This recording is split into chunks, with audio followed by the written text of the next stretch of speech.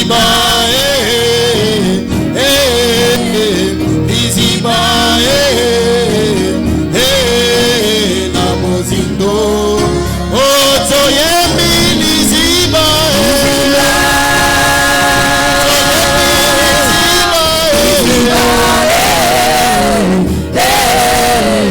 Iziba, na mozindo.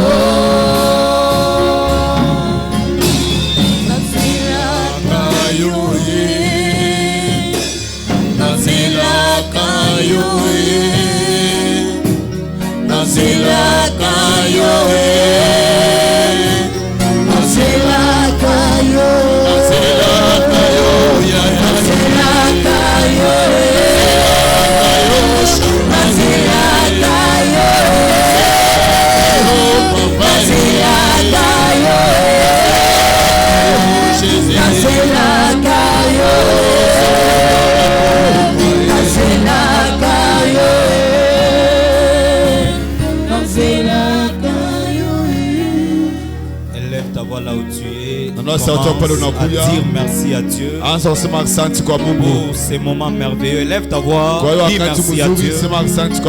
La Bible dit non pas à nous, Éternel, non pas à nous, mais à ton nom donne gloire à cause de ta bonté et de ta fidélité.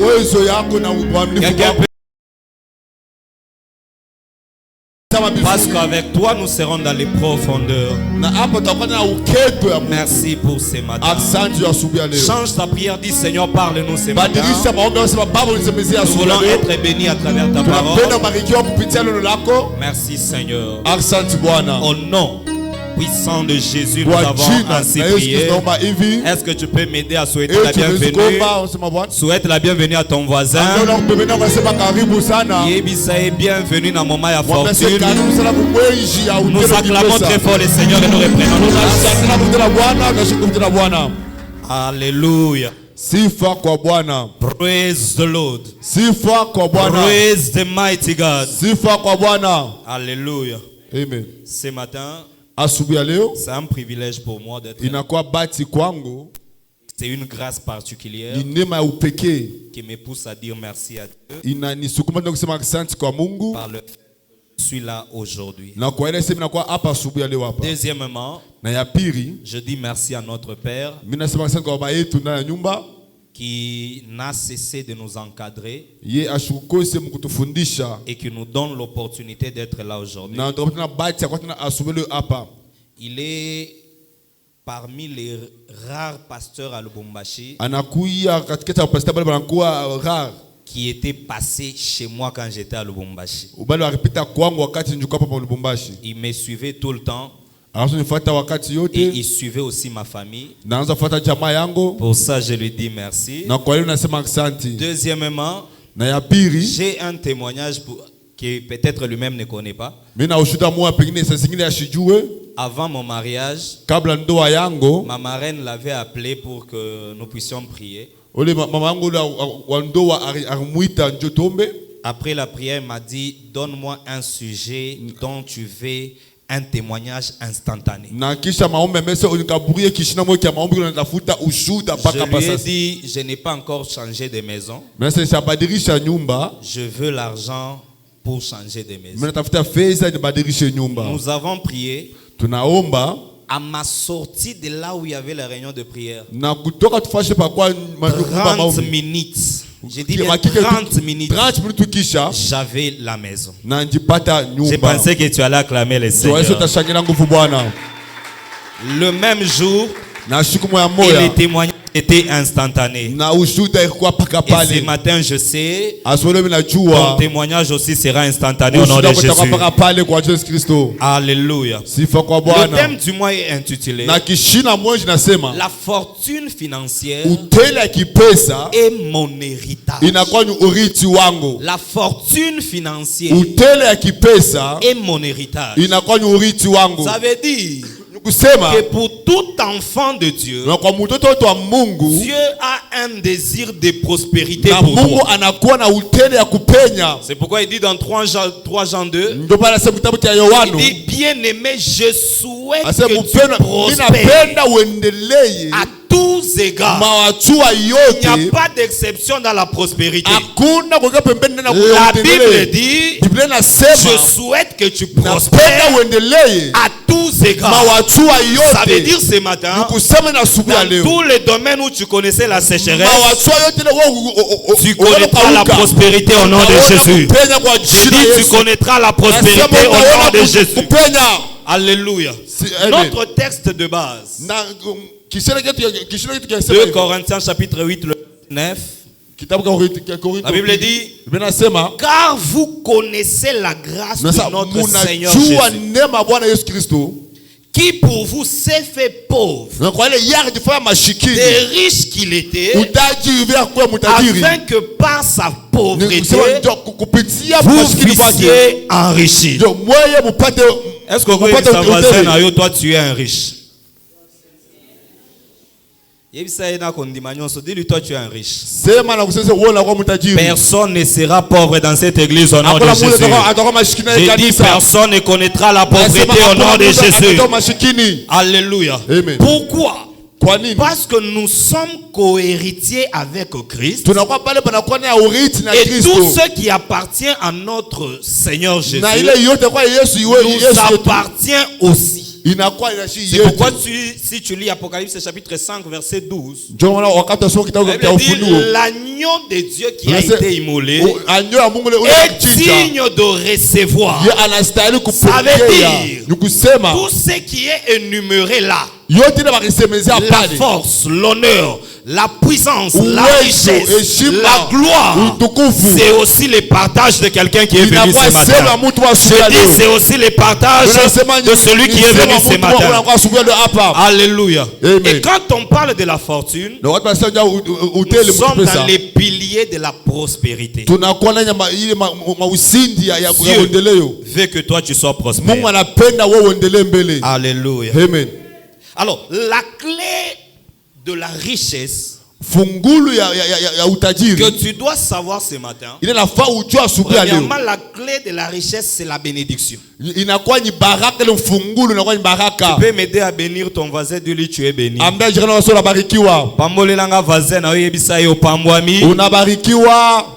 Alléluia.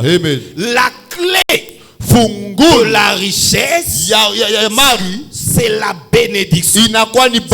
Si tu lis dans Proverbes chapitre 10, le verset 22, il dit c'est la bénédiction de l'Éternel qui enrichit et elle ne se fait suivre d'aucun chagrin. Ça veut dire si Dieu commence à te bénir, si tu commences à prospérer financièrement, la maladie ne peut plus te voler ton argent.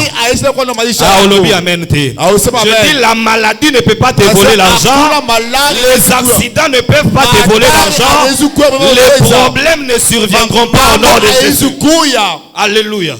C'est la bénédiction qui rend riche. Alors, c'est quoi la bénédiction? Alléluia. Quelqu'un va me dire la bénédiction, peut-être c'est l'argent, le véhicule, la maison. Mais ce matin, j'ai juste une définition pour toi. La bénédiction, c'est le pouvoir d'acquérir tout ce dont on a besoin. Tu as écrit? La bénédiction, c'est le pouvoir d'acquérir tout ce dont nous avons besoin. Pourquoi je dis ça? La Bible dit dans Jean chapitre 1 le verset 12. La Bible dit à tous ceux qui l'ont reçu, à tous ceux qui ont cru en lui, il leur a donné le pouvoir de devenir. Est-ce que quelqu'un me comprend? Ça veut dire le pouvoir de devenir réside dans la bénédiction que l'Éternel te donne. Quelqu'un a saisi? Ça veut dire, si tu veux être prospère, avant de chercher l'argent, cherche la bénédiction. Quelqu'un m'a compris? Amen. Parce que c'est lui qui a la bénédiction. Je vais t'assurer une chose ce matin. C'est lui qui est béni. Ne dépend pas des circonstances. Il ne dépend pas des lieux. Même dans un désert, la Bible dit, voici je vais faire une chose nouvelle qui est sur le point d'arriver. Je mettrai un chemin dans les déserts. Pour celui qui est béni, le Seigneur va mettre le chemin dans les déserts. Même si ça semble difficile, il mettra le chemin au nom de Jésus. J'ai dit, il mettra le chemin au nom de Jésus. Alléluia. Amen. Je vais rapidement. Mon sous-thème de ce matin, comprendre le mystère de la fortune financière dans le royaume. Comprendre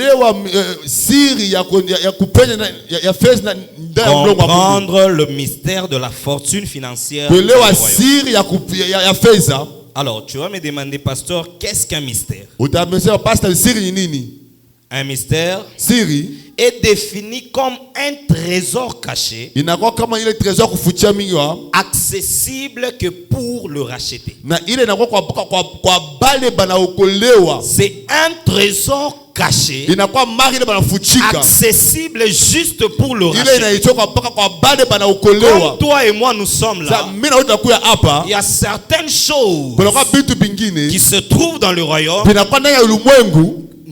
Nous avons accès plus que les autres. C'est pourquoi tu verras que même si un chrétien est béni, il a la paix dans sa vie. Quelqu'un m'a compris? Un chrétien qui est béni, il dort tranquillement dans sa maison. Alléluia. Amen. Mais ceux qui sont bénis par le diable, ils n'ont pas la paix. Mais nous qui avons la paix, la Bible dit, lorsqu'il donne le repos, qui causera les troubles? Ça veut dire pour quelqu'un qui est venu ce matin, aucun diable ne causera les troubles dans ta vie. J'ai dit aucun démon ne causera les troubles dans ta vie. Si c'est toi, donne-moi un grand amen.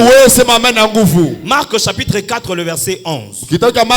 La Bible dit, il leur dit, c'est à vous qu'a été donné le mystère du royaume. Mais pour les autres, ceux qui sont dehors, tout se passe en parabole. Alléluia. Il y a certaines choses qui ne comprendront pas, parce qu'ils se poseront des questions. Celui-ci n'a pas étudié, celui-ci n'a pas de relation, mais qui l'a amené où il est aujourd'hui? Ma prière pour toi ce matin est que le Dieu qui retire l'indigent du fumier te fasse s'asseoir avec le grand au nom de Jésus.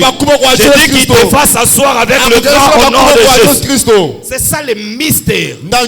C'est un trésor caché. Seuls les enfants de Dieu ont la clé. Alléluia. Deuxièmement, qu'est-ce qu'un mystère? C'est un secret enraciné dans les pages des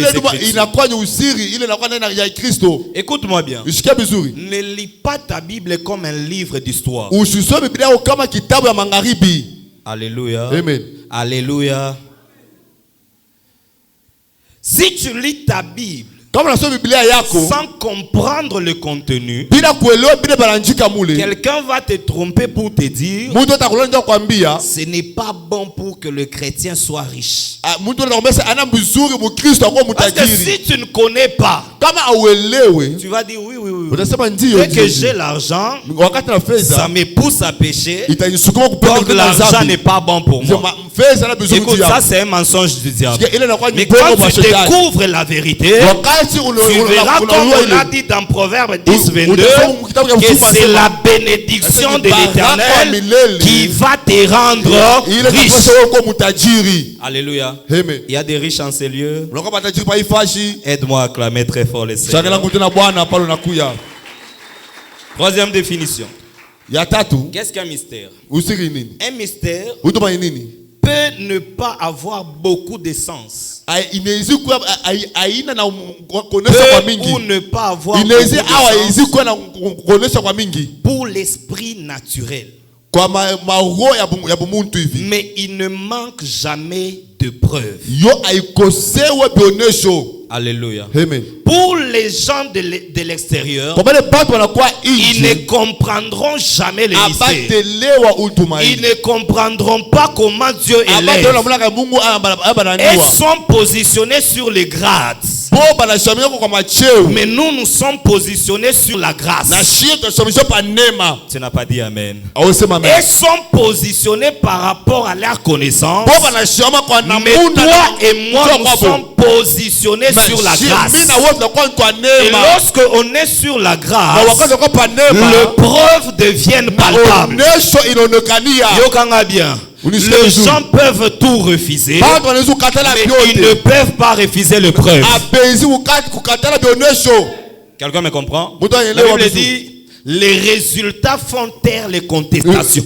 Lorsqu'il y a les résultats, même si au début on ne t'avait pas accepté, sache qu'après cela, ils finiront par t'accepter.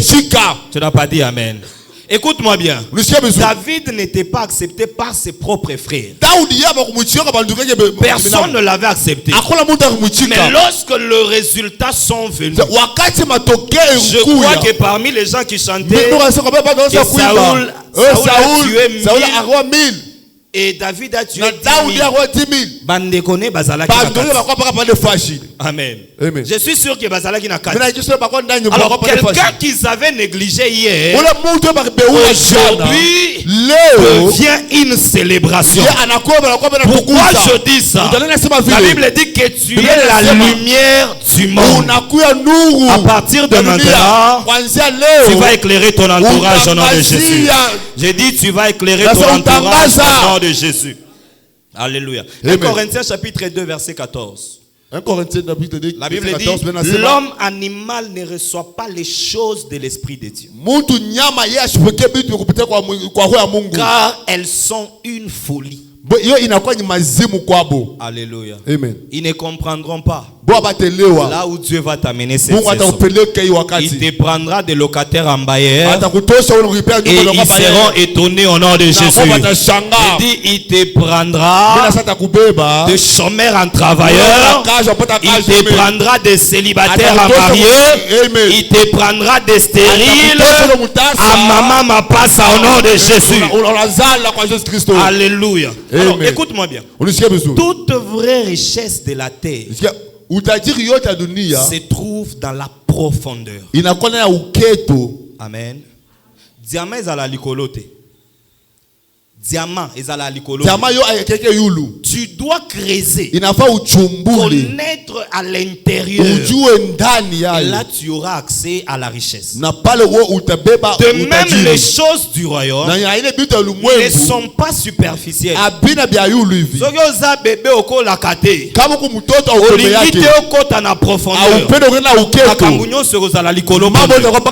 Mais si tu entres dans la profondeur, tu comprendras que pour être riche, je dois être un semeur. Quelqu'un me comprend? Je vais changer de position. Je dois être un semeur. Si tu es un homme de prière et que tu n'es pas un semeur, la différence sera visible. Spirituellement tu es fort, tu peux chasser les démons, mais ça pas tout. Amen. Amen. Pourquoi? Parce que tu n'as pas compris que la profondeur dans le royaume, c'est que je puisse creuser et avoir ce qui me concerne. Cette saison, je suis venu annoncer à quelqu'un que tout va changer pour toi au nom de Jésus. Je dis tout va changer pour toi au nom de Jésus. Pourquoi je dis ça? 1 Corinthiens chapitre 2 1 Corinthiens 2 le verset 9. La Bible dit comme il est écrit. que ce sont des choses que l'œil n'a point vu. Écoute-moi très bien. Ce que les gens n'ont pas encore vu dans ta vie, ça va commencer à s'opérer au nom de Jésus. Et puis les miracles qu'ils n'ont jamais vus, l'élévation qu'ils n'ont jamais vu dans cette église, le genre de témoignage qu'ils n'ont jamais entendu dans cette église, ça commence par toi au nom de Jésus. Je dis ça commence par toi au nom de Jésus. Alléluia. Pourquoi? C'est que l'œil n'a point vu, c'est que l'oreille n'a point entendu, même ce qui n'est pas encore monté dans ton cœur, Dieu le réserve pour ceux qui l'aiment. Et toi tu l'auras au nom de Jésus. Tu l'auras au nom de Jésus. Alléluia. Amen. La fortune financière a pour fondement un cœur sincère pour Dieu. Alléluia. Amen. On est là? Ok, la fortune financière est basée sur un cœur qui est sincère pour Dieu. Pas un cœur malhonnête. Écoute très bien. Beaucoup de chrétiens sont en train de voler Dieu. Alléluia. Ils ne sont pas sincères avec Dieu. Lorsque ton cœur n'est pas vrai, oublie la bénédiction. Alléluia. Oublie la richesse lorsque tu n'es pas vrai. Et si je pose une question maintenant, si Dieu te donne $50,000, est-ce que tu vas donner $5,000 de dîme? Nani ataleta? Mungu anakupa tu 50,000 absas. Mungu anakupa $50,000 hapa. Tu vas donner la dîme de 5,000. Utaleta dîme? Unasemea? Alléluia. Amen. Écoute-moi bien. Il y a des gens, quand il a l'argent comme ça, et puis il se dit Bambongo ya boy. Ma fez ya hivi. Et bongito pe sango na kiwele. Inafaa tulete kiwele. Église na biso. Kanisa yetu. Pasteur asomba mutuka. Pasteur atauza gari. Amen. Amen. Si tu n'es pas vrai avec Dieu, oublie la fortune financière.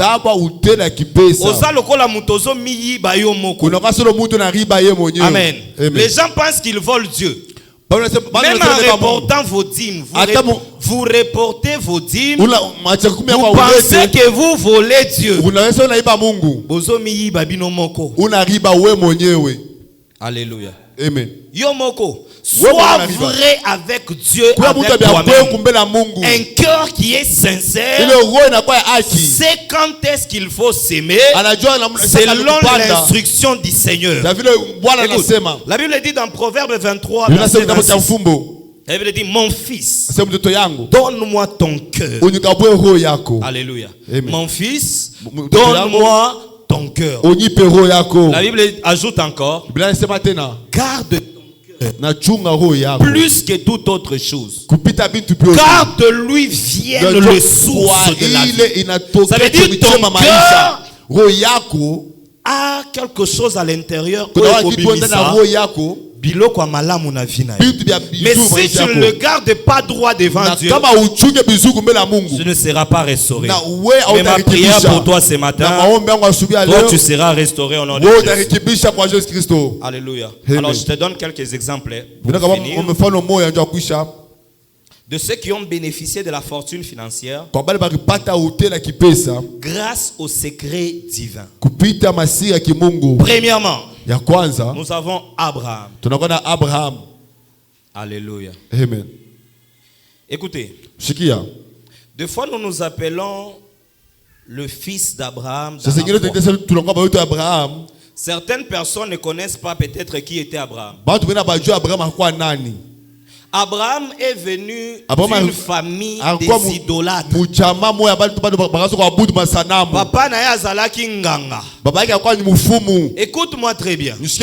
C'est à cause des offrandes qu'il avait vues dans la maison de son père, c'est ce qu'il a rendu capable de dire que même si je donne Isaac aujourd'hui, Dieu est capable de me donner encore. Est-ce que quelqu'un m'a compris? Dieu l'a donné à 100 ans. Il s'est dit, si je lui donne, peu importe la durée, mon témoignage va arriver. Quelqu'un me comprend? Il est venu d'une famille où ils étaient des idolâtres. Sacrifice ezalaki domaine na bango. Alléluia. Mais les chrétiens d'aujourd'hui, nous voulons ressembler à Abraham, mais le côté sacrificiel nous abandonnons. Praise the Lord. Amen. Abraham a été appelé ami de Dieu. Tu ne peux pas être ami avec quelqu'un que tu n'honores pas avec tes biens. La Bible dit, honore l'Éternel avec tes biens et tout le prémisse de tout ton revenu. Ça veut dire, si tu veux honorer un ami, tu dois l'accueillir dans sa qualité. Quelqu'un est là? L'honorer en sa qualité, fait de lui un ami. Et quand tu es ami à quelqu'un, le privilège qu'il a, toi aussi tu l'auras. Quelqu'un me comprend? Tout ce que Dieu a, et quand il va t'appeler son ami, tu auras aussi cela au nom de Jésus. J'ai dit tu auras cela au nom de Jésus. Jacques chapitre 2, le verset 23. Jacques chapitre 2, Jacques 22, verset 23, la Bible dit, ainsi s'accomplit ce que dit l'Écriture. Abraham crut, et cela lui fit imputer à justice. Et il fut appelé ami de Dieu. Qui veut être ami de Dieu ensemble? Ok. Fais comme Abraham. Face à Abraham. Alléluia. Amen. Deuxième qualité, Dieu l'a appelé prophète. Premièrement, il l'a appelé ami. Deuxièmement, il l'a appelé prophète. Praise the Lord. Praise the Lord. Troisièmement, il avait accès au secret divin. Quand tu es ami à quelqu'un, tu découvriras la profondeur de son cœur. On est là? Pas des amis hypocrites. Si Dieu est ton ami, tu connaîtras l'obi nayo oyebi yango lelo.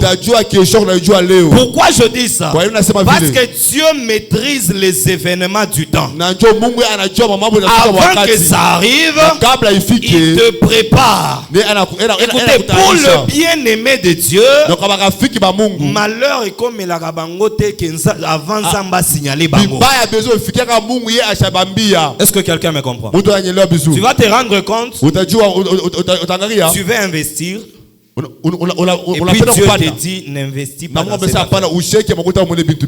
Alléluia. Amen. Mais on t'a présenté une belle opportunité. Je vais récupérer Fade. Et Dieu te dit n'aimez pas. Pourquoi? Parce qu'il a commis déjà la destination et affaire. Atali yango ayebi ke kobeba, yango ayebi sio tate. Mais quand on n'est pas ami avec Dieu, on devient insensible. Tu sens qu'il y a deux voix qui te parlent. Mais tu vas gagner. Mais tu vas gagner. Fais cette affaire, tu vas gagner. Et quand tu suis la voix qui te dit de le faire, Amen.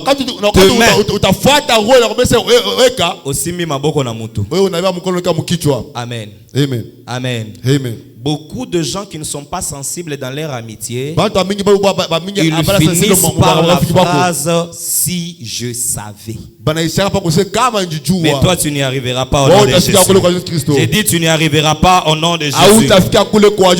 Et Abraham, sa fortune était générationnelle. Alléluia. Amen. La richesse d'Abraham était générationnelle. Après lui, son fils était riche. Après son fils, ses petits-fils étaient riches. Et comme tu es de cette descendance-là, et tu appartiens à notre père David Oyedepo, toi aussi tu seras riche au nom de Jésus. Je dis, toi aussi tu seras riche au nom de Jésus. Écoute-moi bien. Ce n'était pas question il y a ex-patron. Amen. Amen. Ex-boss. Akufi. Abraham, sa bénédiction était générationnelle. Ça veut dire il meurt, il lègue quelque chose à ses enfants. Écoute-moi bien. Et c'est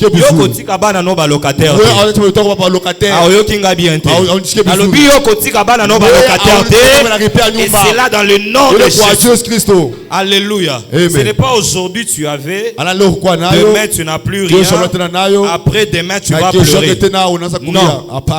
La Bible dit les sentiers du juste est comme une lumière resplendissante dont l'éclat va croissant. Ça veut dire toi tu ne peux plus régresser.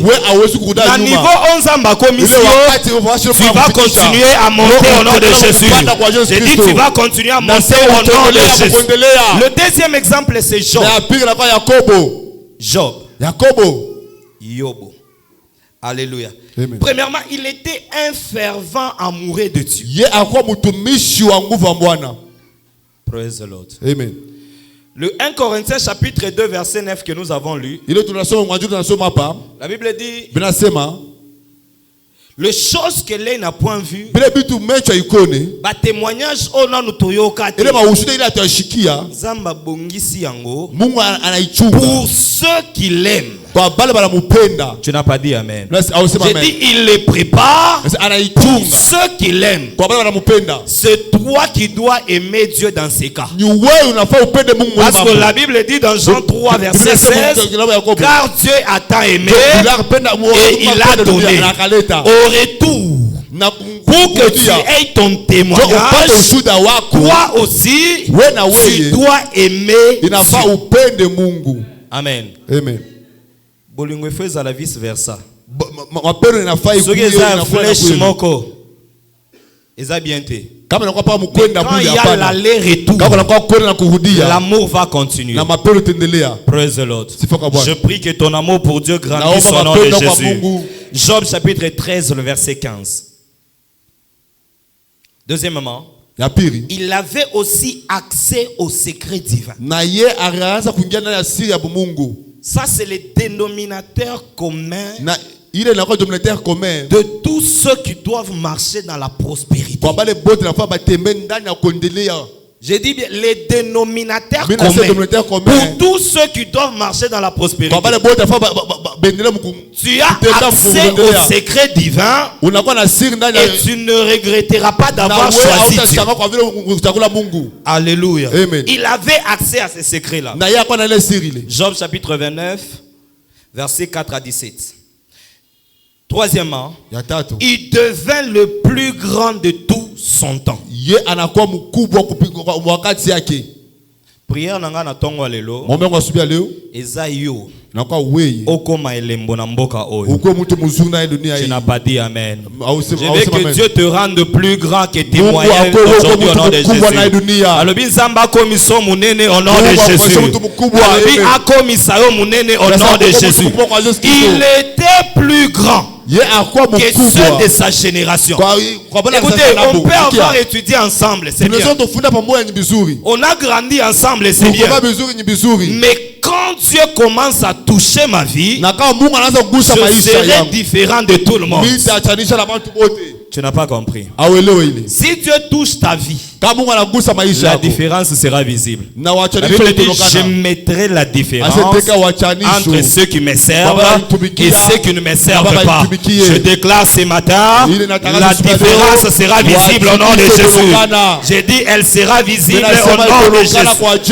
Alléluia. Job chapitre 1, le premier et le troisième verset. Écoutez-moi bien. Si c'est Dieu qui t'a béni, lui-même va témoigner pour toi. Amen. Amen. Atunina Satan.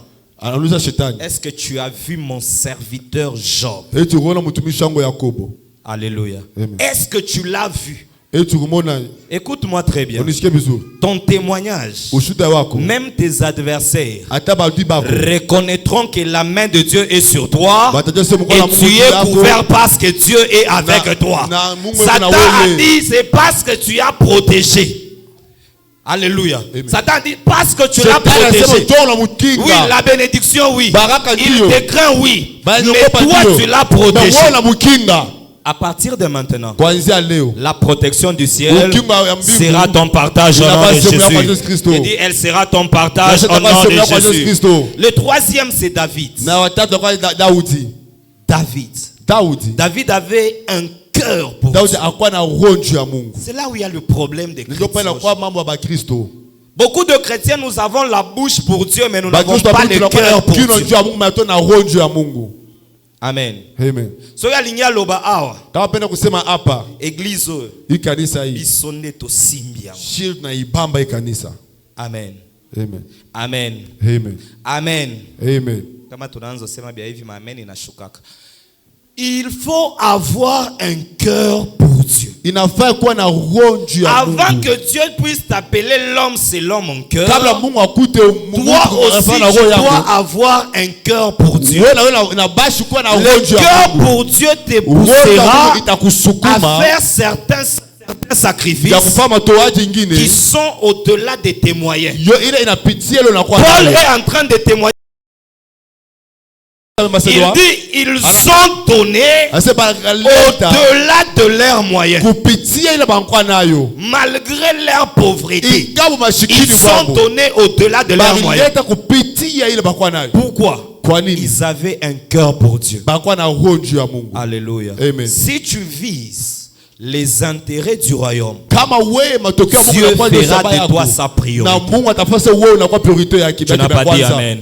Si tu deviens la priorité de Dieu, écoute, les bénédictions des autres peuvent attendre pour que toi tu passes.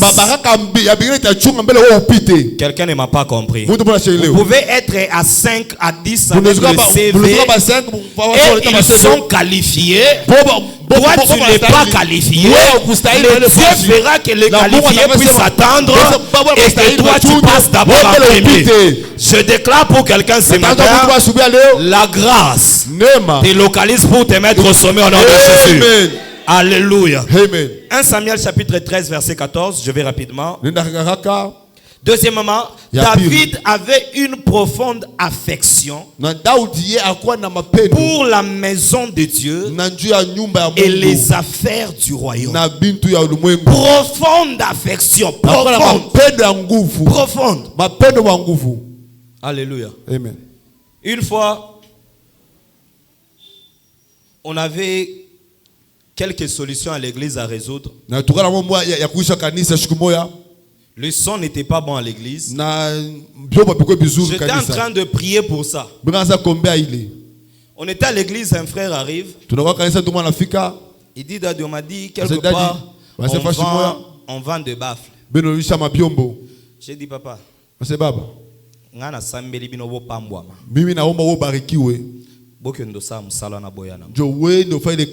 en sortant, on l'a appelé et on lui a envoyé l'argent.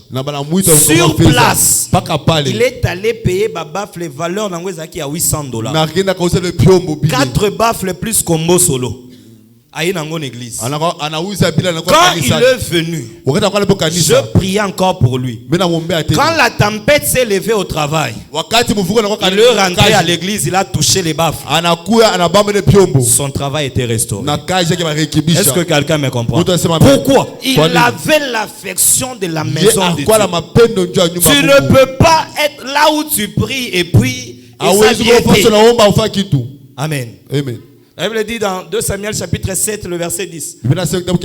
La Bible dit, j'ai donné une demeure à mon peuple afin qu'il y demeure.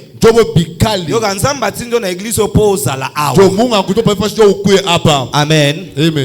On dit 3 mots balobakawana.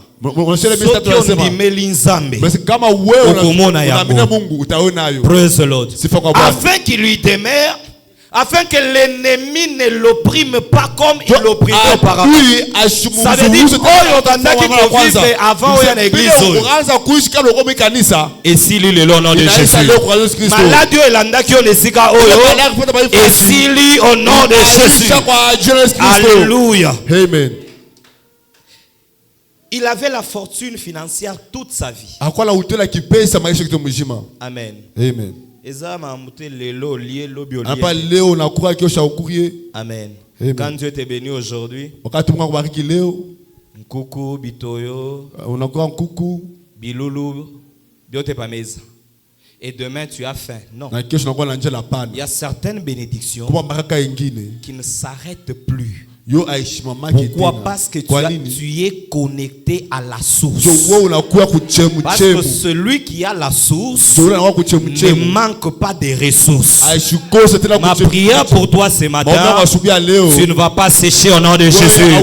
J'ai dit tu ne connaîtras pas de sécheresse au nom de Jésus. Tu seras un arbre sans saison et tu donneras de fruits à chaque moment au nom de Jésus. Que ça soit la tempête, que ça ne marche pas au Congo, la Bible dit, n'appelez pas conjuration, c'est que les autres appellent conjuration. Ceux qui bango balobi baza na crise, baza na crise te. Ceux qui balobi bango baza babola, naza mobola te. Ceux qui bango balobi baza maladie, naza maladie. Alléluia. C'est comme ça. Praise the Lord. Oh, j'ai fini. Salomon.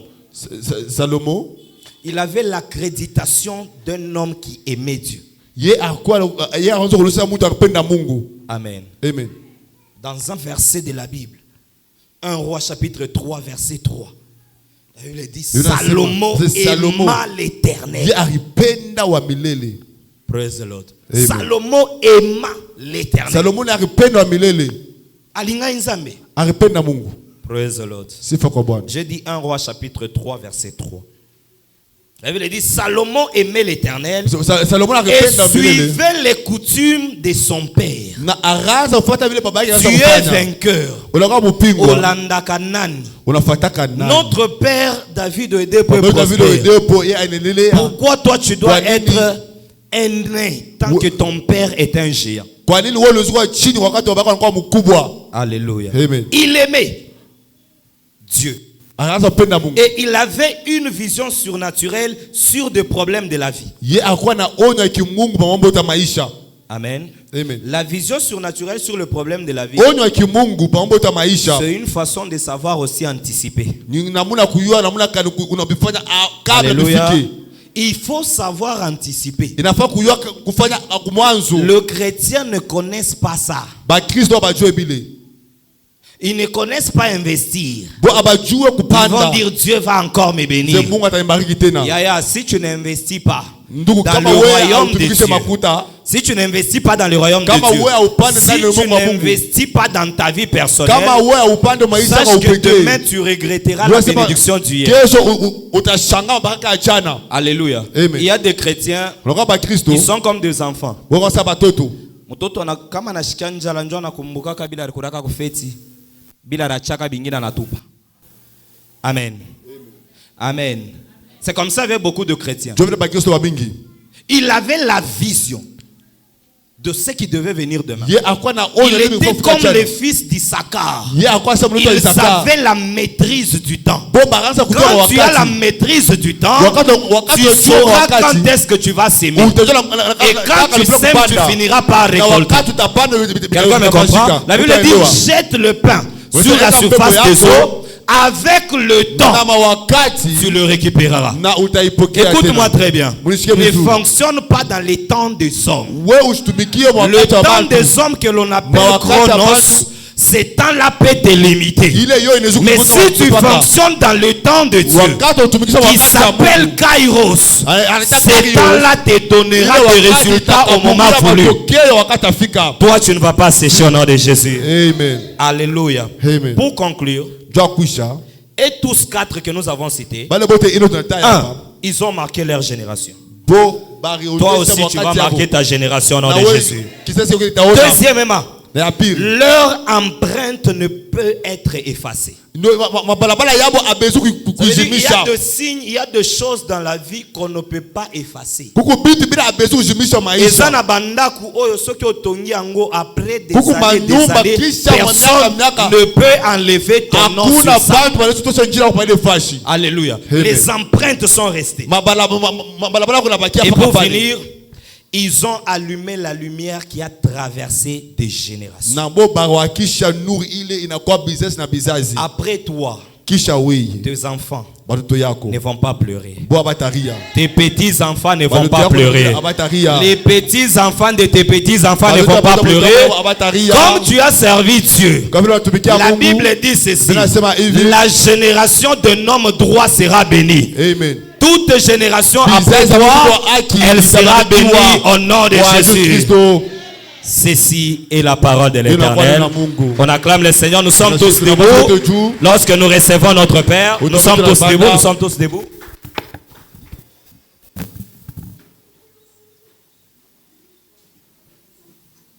Alléluia. Quelqu'un acclame très fort le Seigneur.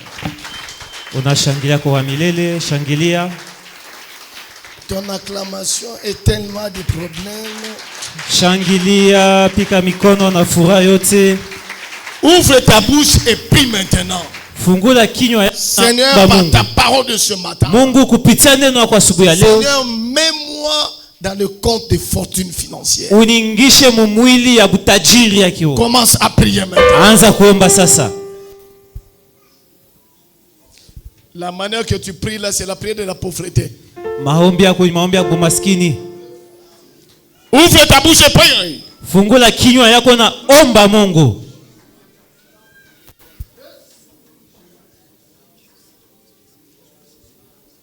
Au nom de Jésus, nous avons ainsi prié. Amen. Tous ceux qui ont été bénis par la parole, acclament encore très fort le Seigneur. Shangilia, shangilia, shangilia, shangilia. Mettons-nous s'il vous plaît. Quel privilège encore ce matin d'écouter un bien-aimé. Alléluia. Amen. Vous savez, quand j'écoute les bien-aimés comme ça, j'ai béni l'Éternel. Alléluia. Amen. J'ai connu le frère Jules. Jules. C'est un choriste. Ni mwimbaji. Alléluia. Amen. C'est un choriste. Ni mwimbaji. Amen. Amen. Wakati tuko na ubiri kumiamba hapa, ye eko naimba. Eko naimba. Nina mwichikia Mungu kintu moya. Kesho wewe ndio utakala pembeni yangu. Unaona vile una imani? Kesho mimi tekala. Mitakushikia. Amen. Je ne pouvais pas penser qu'aujourd'hui je vais l'écouter. Shikuzanya sa leo mitamushikia. Mais tout est la grâce de Dieu. Yote inakuwa neema ya Mungu. Alléluia. Amen. Quand j'ai appris qu'il était devenu pasteur, wakati nilielewa sana anakuwa mchungaji à partir de Kasumbalesa, kule ngambo Kasumbalesa, c'est notre pasteur de Mokambo. Njo mchungaji wetu wa Mokambo. Chapelle des vainqueurs Mokambo. Chapelle des vainqueurs Mokambo. C'est lui qui le dirige. Yeye njo anayeongoza. Acclame Dieu pour ça. Shangilia ko, shangilia. Alléluia. Amen. C'est lui qui l'est allé remplacer. Yeye njo alienda kumkombola. J'avais un problème si je peux le dire. Kwa mambo moja fulani. J'avais un problème. Alikuwa na mambo fulani. C'est-à-dire c'est lui qui l'est allé remplacer. Ule alienda kukombola. C'est mon petit frère. Ni mloko yake. Alléluia. Amen. Alors il a appelé ici à Lubumbashi. Anaita ku Lubumbashi. Ça a créé tout un problème. Ileta matatizo mingi. Le pasteur qui était là, le pasteur provincial m'a appelé. Ule pasteur mkubwa alimuita. Il dit pasteur Jacques, regarde un peu la situation ici. Asa pasteur Jacques ngrambe mambo hii. Qu'est-ce qu'on peut faire? J'ai dit, quel pasteur qu'on a remplacé là-bas? Asa bana badirisha pasteur kaniko. Non, on dit c'est pasteur Gilles, c'est Gilles là. Quand pasteur Gilles, moi, il ne savait pas. J'ai dit, ah, pasteur. Asa passe. Bon, on a quoi makambo te. Asa imambo bisengi. Il dit, pourquoi j'ai dit? Asa Johnny ni apana. Et le petit là. Na mloko. Et Gilles aussi. Na Gilles mwenye. Tous sont mes enfants. Bote ni batoto wangu. Donc moi là. Mi hapa. Retirez-moi de cette histoire. Munitoshe muimambo. Réglez votre histoire là-bas. Muishe imambo mwepeke. Je ne veux pas entrer dans cette histoire. Shitake kuingia muimambo hii. Et le pasteur là aussi est venu ici. Na pasteur na anakuya hapa. Il est aussi venu me voir. Anawa kunyona. Pasteur, regarde le projet. Pasteur angaria. Frère, il faut comprendre les commissions. Nduku elewa namna kanisa unatembea. Vous me mettez dans une situation qui n'est pas bonne. Mneneka mambo mwana mzuri. Je vais intervenir pour qui? Mi tasemea nani? Alléluia. Amen. Lui, toi tu es mon petit frère. Wewe uko mlo kwangu? Lui aussi il est mon fils. Yeye naye ni mtoto wangu. Et moi je l'ai encadré. Mimi ndio nilimkomesha. Alléluia. Amen. Quelqu'un me dit amen. Amen. Alors je leur ai dit, quand vous avez certains problèmes Na bambia kama kuna mambo fulani dans vos histoires de pasteurs, mambo ya buchungaji, dans vos histoires de commissions là, mambo ya makanisa, ne me mettez pas. mushinitemu. Alléluia. Amen. Parce que vous nous mettez deux fois dans les problèmes. Sama mnatoka kama mambo mwa fulani. Quelqu'un me dit amen. Amen. J'ai béni Dieu pour la parole qu'il nous a apportée. Na bariki Mungu kwa neno anatuletea. C'est une fierté pour nous. Ni fieri kwetu kubwa. Amen. Amen. Que Dieu vraiment nous aide. Mungu atusaidie sana. Et que demain aussi, Na kesho, toi aussi, na wewe tu sois élevé. unyanuliwe.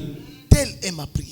Vile ndio maombi yangu. Je dis bien, telle est ma prière. Ile inakuwa maombi yangu. Je suis en train même de prier le Seigneur. Ni kunomba ta wa milele. Que ce mois ici, Hii mwezi, tout le mois de mars, mwezi ya Mars, que le culte de dimanche, makilti yote ya dimanche, que je ne puisse pas prêcher beaucoup. nishipate kuhubiri. Qu'il y ait d'autres personnes pour venir prêcher. Kukwe bantu bengine banze kuhubiri hapa. Notamment mes enfants, Ikwe batoto yangu. tous ceux qui reconnaissent Bali bote banatambua que nous sommes leurs pères. asa tuko bazazi yabo.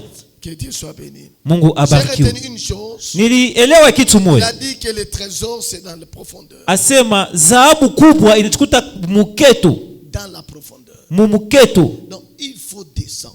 Unapasha kushuka. Et je tire des choses dans ces. Na mimi naona mobintu wiri. La profondeur n'est pas pour n'importe qui. Uketo haina jua bantu wote wote. La profondeur est pour Iku les matures. jua bale banesho komea. Amen. Amen. Par exemple le mariage. Inakuwa sa ndoa. Le mariage Ndoa n'est pas pour les enfants. haina jua batoto. C'est pour les matures. Ni abantu benye Ceux kukome. qui ont grandi. Bale banesho komea.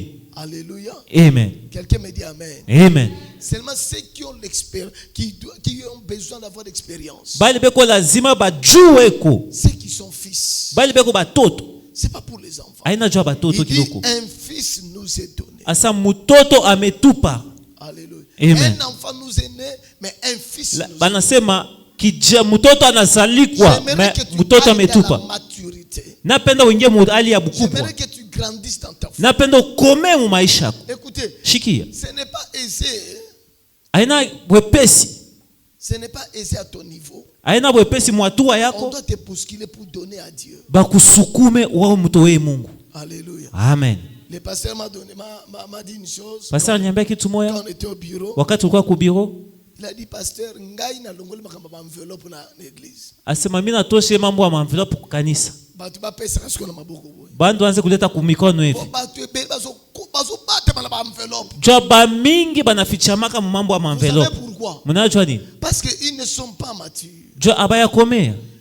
Quand tu prends 500 francs, Kama unabeba 500 tu francs, mets dans l'enveloppe. unaweka mu envelope. Alléluia. Amen. Pendant que tu as la possibilité de mettre 5000 francs, Wakati uko na ile nguvu ya kuweka 5000 tu n'es pas mature. au ya kome. Amen. Amen. Donc toi à ton niveau là, Wewe mwile hatua yako donc tu vas donner à Dieu 500 francs. unaenda kumtoa Mungu 500. Déjà ta personne là. Muntu bwako tu. C'est comme j'étais en train de dire quand le pasteur prêchait. Wakati pastor anza kuhubiri J'ai parlé à mon bien-aimé ici. naambia mpendo hapa. Alléluia. Amen. Par exemple des gens comme lui. Sa vile ye Si je le vois donner même 1000 francs, kana mwana kutoa hata je 1000 vais me francs. fâcher. Tashirika. Alléluia. Amen. Quelqu'un me dit amen. Amen. Dès que mon fan dit boy. Sefi mshikala. Ceux qui n'ont pas vérifié mon frère Nabino. Kani kiangalia masadaka Et hivi. ils ont la moyenne à 5000 francs. Iko chini ya Je vais 5000. me fâcher contre vous. Tashirika. Parce que ce n'est pas votre niveau. Jo aina hatua yenu. N'est-ce pas? Aina vile. Donc à ton niveau. Mwatua yako. Quand papa junior boy. Papa Junior Vous avez ça 1000 francs. unatoa 1000 francs. C'est la sorcellerie. Ile ni buloji. Alléluia. Amen. Quelqu'un me dit amen. Amen. Quelqu'un me dit amen. Amen. Quelqu'un me dit amen. Amen. Je vois surtout les chantres. Mimi naona baimbaji. Ceux qui combien offrande. Kaya safa sadaka. Oh, ndio sasa mikoyo na mbamba. Ah non. Hapana. Aujourd'hui vous devez changer. Leo mtabadilika. Grandissez. Mukomee. Grandissez. Mukomee. La deuxième des choses Ya pili que j'ai retiré dans les termes kile profondeur. mina bamba mafundisho. La profondeur c'est pour le courager. Kuingia muketo nya bantu beko na bidii. Il dit que le royaume des cieux Sasa ufalme wa Mungu est déjà fixé. iko pale. Mais ce sont les violents. Sasa ni bantu babingwa pale njo batengia mu. Qui entre là-bas? Sasa ndo mtu abingwa. Les violents. Bantu ya bingwa nguvu. Alléluia. Amen. Quelqu'un me dit amen. Amen. Je vous dis vrai. Nemiambia kweli. Si tu ne sais pas être violent devant Dieu, Kama we awe kujitoa kunguvu kumbela Dieu Mungu. ne peut pas remplir ton carquois. Na Mungu ashesi kujazwa bintu byako. Il ne peut pas remplir tout ce que tu as besoin. Ashesi kuijaza bila unabio lazima. Tu as besoin. Uku lazima. Hier, j'étais en train de faire rire un des pasteurs. Jana nazochekesha kwa mchungaji wetu moya. Il dit, pasteur, Asa non, mchungaji il est à Kinshasa. ilikuwa kwa Je Kinshasa. lui ai dit, petit, Namwambia mtoto. parce qu'il ne fait que pleurer. Eko paka Nigeria Alors, hier, ria. j'étais quand même fâché. J'ai dit, Jana shirika ko. apparemment, petit, Namwambia sa. est-ce que yo peut s'offrir de combien? Wewe unatoa kambe ngapi? Hein? Amen. Parce que depuis Ozolela, Tu te penses au riari. donc s'il y a un pasteur qui me dérange, Kama kupasa mwe leta mama kelele C'est ce makelele. pasteur-là. Ni ule. il m'appelle. Eko Oh, nini? viens, tu ne l'as pas. Hein? Oh, unitumie ko. J'ai dit, petit. Nasa Yo, mu. oh, non, bon, je compte à une église. Oh, fesa ingeche mkanisa. J'ai dit, bon, toi-même là, Sasa wewe peke tu mbe. donnes combien? Unatoa kangapi? Comme offrande. Sasa sadaka. Ah, viens là à la commission. Asa mimi niko mkanisa. Non. Hapa? Écoutez, Shiki. la richesse n'est pas question de commission. Mambo ya butajiri haina mambo ya La mkanisa. richesse est individuelle. Butajiri ni ya upekee. Tu dois entrer en profondeur toi-même. Unapasha kuingia muketo. Tu dois prendre des risques. Beba matari. La vie est un risque. Maisha ni hatari. Et ça demande la violence. Iko na lomba so jipikanishe. Soyez violent. Ujipikanishe nguvu Il sana. faut prendre des fois des risques. Beba hatari ndugu Dis, mpendwa. Seigneur, Sema Mungu. le pasteur Rick Warren dit ceci. Pastor anasema kipi? Rick Warren. Rick Warren. Il dit un jour, il a dit à Dieu, Anamwambia shukumu wa Mungu, moi je vais te prouver. namna gani mimi naweza kukuta. Moi je suis capable Mimi niko na nguvu de te donner ya kukupatia au-delà de ce qui est prescrit. kwa kupatia ile na sahili pale La bashawanje. Bible il nous montre que la dîme c'est 10%. Bandombea Biblia ni 10%. Il dit à Dieu, Anamwambia Mungu, désormais je vais te donner 15%. sasa pamita anza kupatia 15. Dieu lui a dit, Mungu anamwambia, moi, balonga angate. mi abanipimaki. Je suis Dieu. Niko Mungu. Il a donné à Dieu 15%. Anampatia Mungu 15% ya Dieu chikumi. l'a béni. Mungu anamubariki. Il a dit à Dieu, Anamwambia Mungu, tu ne peux pas me vaincre. haute ni win. J'ai lu dans la Bible, Mimi naandika Biblia. Jacob a lutté avec l'ange. Yakobo alikombanisha na malaika. Il a vaincu l'ange. Alimuwina ule malaika. Donc moi je vais te vaincre. Sasa na mimi nitakuwina. Il donne à Dieu 20%. Anampatia Mungu 20%. Dieu les bénit. Mungu anamubariki. Jusqu'aujourd'hui je vous parle. Na hapa niko nimeambia. Il donne à Dieu 90% de son argent. Ye chekumi yake inakuwa 90%. Donc quand Dieu les bénit, Wakati Mungu anambariki. donc par exemple Dieu lui donne $100,000. Mungu akimpatia $100,000. $90,000. $90,000 C'est la dîme. ni chekumi yake. Okoka. Utaweza. Yokane na mtimo zolo. Shika sa murovyo unapika kalkini. Sasa hii. Na landa pasteur. Il. Ata. Ça c'est faux. Alléluia. Amen. Que mon Dieu vous donne la compréhension. Mungu ampatie ile Et il akili. dit, Anasema dans ces 10% qu'il reste, mwile 10% na c'est mbakiri. là qu'il achète les jets. Njomla anauzaka ma jet privé. C'est là qu'il achète des villas. Njomla anauzaka mampango minene. C'est là qu'il donne de l'argent pour la fondation. Njoo anatuletuwaka makuta juu ya kazi ya ile ashakushimamia. Quand il a écrit le livre Motivé par l'essentiel, Wakati aliandika kitabu kuchangamuka kwa ile na Dieu lui a sahihi. donné $100 millions. Wamtoya 100 millions. Il a commencé à pleurer. Anaanza Il kuria. dit, Seigneur, je vais faire quoi avec ces 100 millions? Sasa Mungu mimi tafanya nini makuta yote? Il a donné ça aux gens qui souffrent de sida. Anatoya bantu beko na maladi ya Dans le monde sida. entier. Mukini yote Il mjima. a dit non, non. Anasema J'ai pas besoin de ces shina lazima na hii fedha. Si c'était toi, Kama ilikuwa weye $100 ozoloka mutu. $100 mbe uko nitafuta. Ok, osoma pe poisson pe ba Masai. Unaenda kuuza na nsumu. $100. Jua $100. Bobo mamutu. Jua uwe muntu. Bongo soko 100 millions. Sasa 100 millions utaenda kuuza nini? Alléluia. Amen. Que mon Dieu vous amène à la compréhension. Mungu amipeleke mwile ufahamu. Soyez violents s'il vous plaît. Mujipikanishe tena. Entrez dans la profondeur. Muingie tena muketo. Entrez dans la profondeur. Ingia muketo. Que mon Dieu vous donne cette compréhension. Mungu amipachele Et dans notre akili. alliance, Na mshiko wetu ya gano de fortune financière. ya utajiri ya fedha. Deutéronome 8 verset 18. Deutéronome 8 mstari yake 28. Il dit, Anasema hivi. souviens-toi Kumbuka que c'est l'Éternel qui te donne la force yeye ndo anaitaka nguvu pour acquérir les richesses. ja upate butajiri. Deutéronome 8 verset 18. Deutéronome 8 mstari yake 18. Alléluia. Amen. 2 Corinthiens chapitre 9 verset 8. 2 Corinthiens 9 mstari yake 8.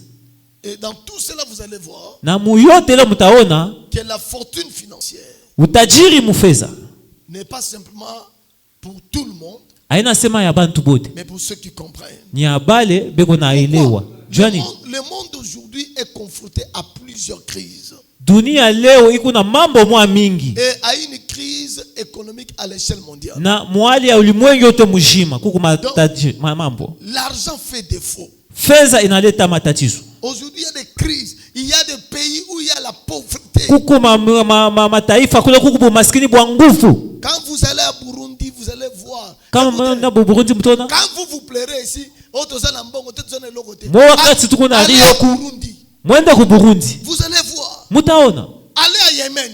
Mwende kule ku Yemen. Vous allez voir. Mutaona vile bantu bena teso. Allez en Haïti. Mwende ku Haïti. Vous allez voir qu'il y a la pauvreté à outrance. Mutaona bumaskini bwa nguvu. Et cette crise na ile umaskini fait que les gens deviennent na eto. Na inafanya bantu banakuwa na mkono nguvu abapende kukabuli. Abakabule tena. Alléluia. Amen. Mais Ésaïe chapitre 60 verset 1 à 3 nous dit ceci. Ésaïe sura 60 mstari kwanza kwenda kwa 3 inasema. Il montre que la lumière. Ésaïe 60 verset 1. Ésaïe 60 mstari wa kwanza. Lève-toi, sois éclairé. Asalamu kwa nuangaziwe. Ta lumière arrive. Jua nuru yako iko Au milieu des crises. Katikati ya ile bumaskini. Ta lumière va pointer. Wewe nuru yako itashimama. Au milieu des souffrances. Katikati ya mateso. Toi tu vas exceller. Wewe utaendelea. Et aujourd'hui. Na leo Dieu Mungu va te faire exceller. Atakwenda utendelea. Quelqu'un me dit amen. Amen. Quelqu'un me dit amen. Amen. Mais comment faire? Que dois-je faire? Sasa unapaswa kufanya nini? Pour sortir de la crise. Ja kutoka bomu maskini. Pour ne pas souffrir comme les autres. Ja ushiteso swa bengine. Je te donne seulement 2 3 4 clairs. Na kupatia mafungulo 3. Premièrement, ya kwanza, ayez l'esprit spirituel. Kuya na roho ya bumungu. Écoutez. Shikia. L'argent sans la spiritualité. Fedha bila kiroho. C'est la mort. Ni kifo. 3 Jean verset 2. 3 Jean verset 2.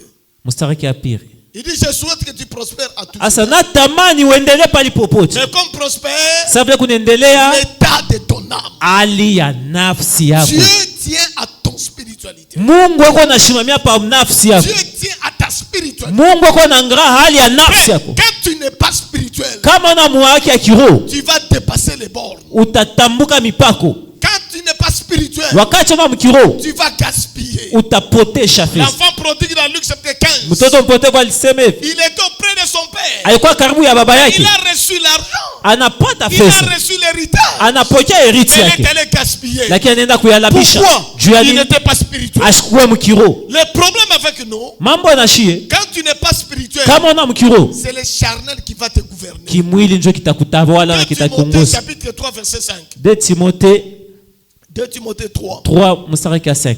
Tu peux commencer par le verset premier. Unaanza pa mstari wa kwanza. 2 Timothée, mettez-moi ça rapidement. Unyeke kwa haraka. Il dit sache que dans les derniers jours il y aura des temps difficiles. Yasa wakati ya mwisho kutakuwa mambo ngumu. Nous sommes en train de vivre. Ndio tuko naishi leo. Il dit les hommes seront égoïstes. Bantu batakuwa na roho ngumu. Fanfarons, hautains, blasphémateurs, rebelles à leurs parents, ingrats, irréligieux.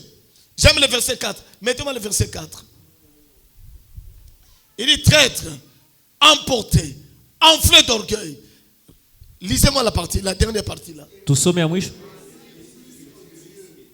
Réalisez ça bien. Tusome mzuri. Donc en ce temps ici, les hommes charnels, bantu ya kiroho ya kimwili, ils aiment le plaisir plus que Dieu. Bo batapenda mambo ya kimwili kushindia Mungu. Ils aiment le plaisir. Batapenda kujifurahisha.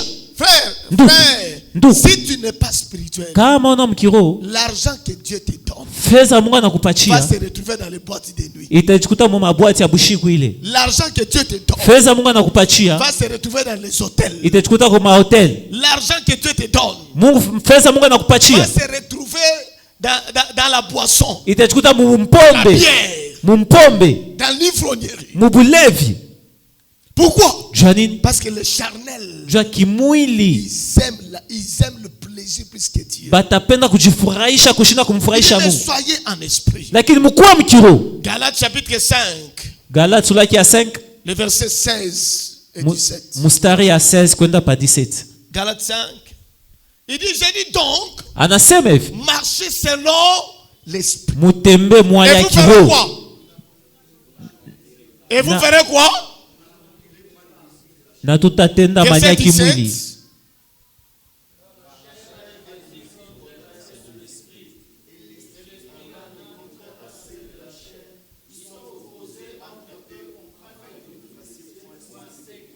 Afin que vous fassiez quoi? Tushifanye bile tunataka. Alléluia. Amen. Donc, la chair a des propositions. Nikusema mwili iko na mania yao. Roho yo iko na mania yao. Quand l'argent arrive, wakati fedha na il va regarder ta position. Itachukuta sapa katika est-ce que tu es spirituel? Uko mkiro ou tu es charnel? Si tu es charnel, kama uko mkimwili itakubeba ufanye vitu ya kimwili. Alors regarde maintenant. Sasa angalia sasa. Pose la question à ton voisin. Uliza mtu pembeni yako. $100. Kama unapata $100. Utawa kinini kinakuwaka kia kwanza mawazo yako. Mshinyangare mie mbele angrambe mtu uko pembeni yako muulize. Ukipate $100 kinini kinakuwa kia kwanza mkicho? Demande à ton voisin. Uliza mtu uko pembeni yako. Kama unapata $100 kwa hapo. Kia kwanza unawazaka ni nini? Ce que tu passes la première là. Kile kia kwanza unawazaka. C'est ce qui détermine. Ndio kile kitonesha la chair kimwili au l'esprit. Mambo ya kiroho. Alléluia. Amen. Alléluia. Amen. Tazika 100,000. Napata 100,000. Nakukufa wapi lelo? Hapa ni mwisho sasa. Non. En 1997, quand vous êtes entré. Wakati mwanza ningia mu 97. Bafuta soda $100. Banaripa skari $100. Basoda nesoka tobala. Basoda bote ominenda ko. $100. Abala. Aowe. No azokanza muzudi abala kaka. Yeye mkichoka ni kowa. Bafina biso ya Kinshasa pe. Babinti ya ku Kinshasa kule. Balandi basoda. Banafuata baskari. Likola $100. Yulu ya $100. Deuxièmement, ya pili, engagez-vous sans relâche bila kuachilia dans la pratique de l'alliance. Mukutenda mesemo ya agano. Soyez en alliance avec Mukuye mu agano pamoja na Mungu. Écoutez, l'alliance est privée. Agano ni yawe peke na Mungu. L'alliance est privée. Ni yawe mwenyewe. Alléluia. Amen. Philippiens 4 verset 15 à 19. Philippiens 4 15 à 19. Kwenda pa mstari 15 tipa 19. L'alliance est privée. Agano ni yawe peke. Tout dépend de ce que tu conçois de l'alliance. Yote itashimamia pa bila utafanya agano na Mungu. J'avais dit que nous allons faire une alliance aujourd'hui. Nilisema sasa tutafanya agano leo. Tala. Shiki. Na forsa kama mututema kama mbongo. Sukumake muntu kunguva satowe fezi. Olingi osali. Unapenda unafanya. Olingi te. Kama upende ushifanye lwako. Je vous le dis. Nemiambia. Alléluia. Amen. Entrez en alliance. Mwingie mwaga. Vous le savez vous-même, vous Philippiens. Au commencement de la prédication de l'évangile, lorsque j'ai parti à Macédoine, aucune église n'entra en compte avec moi pour ce qu'elle donnait et recevait. 16.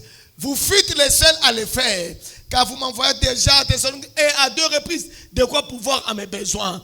17. Ce n'est pas que je recherche les dons, mais ce que je recherche, c'est les fruits qui abondent pour votre compte. 18.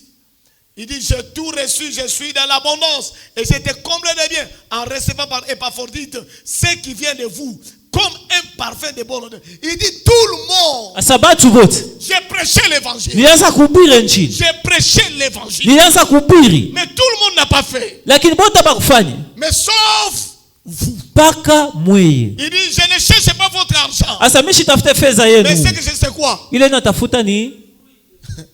Alléluia. Amen. Il y a des choses qui doivent arriver dans votre vie. Et je comprends que je détiens cela. Alors vous m'avez donné ce qui est de vous. Alors les choses de Dieu doivent venir dans votre vie. L'alliance est privée. J'ai dit qu'aujourd'hui nous aurons une alliance. L'alliance financière. L'alliance ya mbongo. Agano ya fedha. Mambo yasema ya makutuombe na papa. Ni agano ya parce que fedha. tu dois trouver de l'argent. Ndio unapaswa kupata fedha. Alléluia. Amen. Quelqu'un me dit amen. Amen. Alléluia. Amen. Quelqu'un me dit amen. Amen. Tu dois avoir de l'argent. Unapaswa kupata fedha. Tu dois faire une alliance avec Dieu. Unapaswa kufanya agano na Mungu. Et cela c'est individuel. Ile ni ya wewe mwenyewe. Vous devez avoir de vous engager sans relâche dans l'alliance. Unapaswa kujitoa bila kuacha ndani ya agano. Il y a l'alliance de la dîme. L'alliance de la dîme. Kuku agano ya chekumi. L'alliance de donner. Agano ya kutoa, ya kufa kazi. Alléluia. Amen. Mais quelle est l'alliance que tu veux faire avec? Sasa wewe agano kama unataka kufanya na Mungu. Tu dois avoir une alliance avec Dieu. Unapaswa kufanya agano na Mungu. Je prie tous les jours. Naomba kila siku. Que l'argent ne manque pas dans mes mains. Fedha ishikose mu mikono yangu. Pourquoi? Juu ya nini? J'ai certaines alliances que j'ai fait avec Dieu. Niko na magano mwa fulani nilifanya na Mungu. J'ai fait des alliances avec. Alifanya agano na Mungu. Et je crois naaminia que Dieu va vous donner cette compréhension. Na Mungu atampatia na mwile akiri. Troisièmement, ya tatu, marchez dans l'intégrité financière. Mutembee mukweli ya fedha. Soyez intègre financier. Mukuye muwazi mwali ya fedha. Soyez intègre financier. Mukuye wazi mwali ya fedha. Zacharie chapitre 5 verset 1 à 4. Soyez intègre. Mukuye haki. Soyez intègre. Mukuye haki. J'aimerais vous dire une chose. Napenda miambia kitu moja. Quand Dieu te bénit, kama Mungu anakubariki avec l'argent, na fedha, ne gaspillez pas cela. Ushipoteshe ile mubintu budi. Le pasteur nous a dit pasteur alituambia que lorsque Dieu nous bénit, wakati Mungu anatubariki, c'est pas qu'aujourd'hui tu as mangé bien, asala unakula mzuri, kesho unazoria njala. Non. Hapana. Non. Hapana. Quand Dieu nous bénit, wakati Mungu anatubariki, c'est pour les demeurer. Ni unabakiria mwenye kubarikiwa. Et cela exige de nous inatulomba sa shie une intégrité. Mutembea mukweli.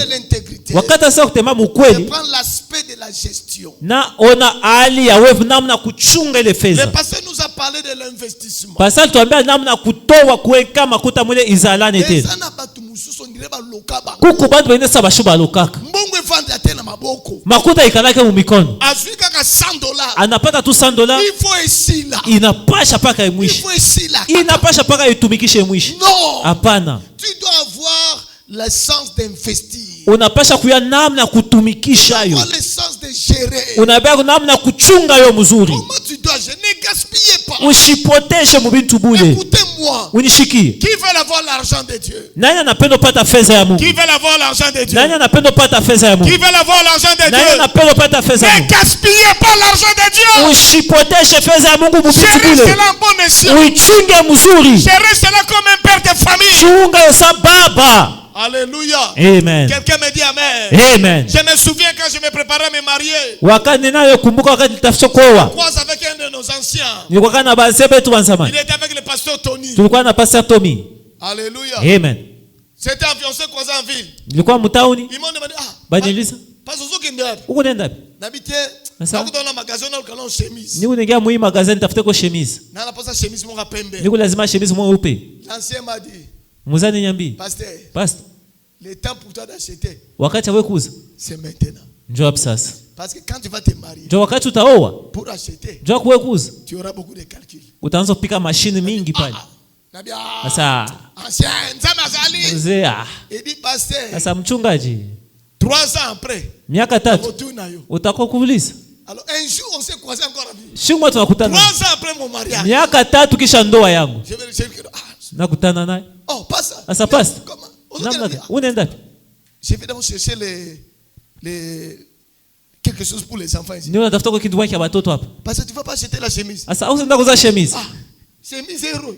Sasa chemise isa. Oh ba petit de bazo la biluka ko dame. Sasa batoto beko na rambe vitu ya kula kule mimi. Je dois nourrir là. Ni sasa ni bakuba bakufa. Il commence à rigoler. Anaanza kucheka. Il dit pasteur je t'avais dit. Sasa pasa nilikwambiaka. Maintenant là. Hapo sasa. Pour t'acheter la chemise. Jua uuze tu chemise. Ça sera difficile. Bitakukuya nguvu. Alléluia. Amen.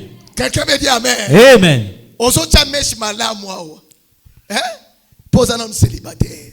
Uko na voila mzuri pa choko tena mbalaka. Alléluia. Amen. C'est attends qu'on va deux. Chungole sota kwa na bade.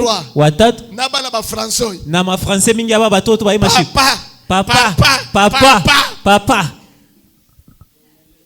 Alléluia. Amen. Papa, j'ai fait le lait. Papa ni majiba. C'est que j'ai apprécié avec les enfants. Na bato ba shoju.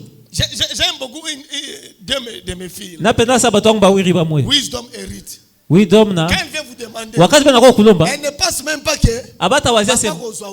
Aba ba wazo za kulo te parti. Elle entre dans la chambre. Baninga mshamba. Papa donne-moi 500 là. On pacho mbele 500. Yanini. Yasa nini? Nalia bombote. Shini use bombo. Et puis elle n'a pas besoin de ton avis là. Yeshi na lazima wewe mujibu. Elle a besoin de que tu lui donnes. Ye ko lazima tu mpachie. Elle commence à faire le bruit là. Naanza kufanya makelele. Aba. Alléluia. Amen. À partir de ce matin, kwanza asubuhi ya leo reçois l'esprit de la bonne gestion. Pokea roho ya kuchunga makuta mzuri. Reçois l'esprit de la bonne gestion. Pokea hali ya kupokea chunga makuta mzuri. Ambia njoo na. Ambia moto pepe.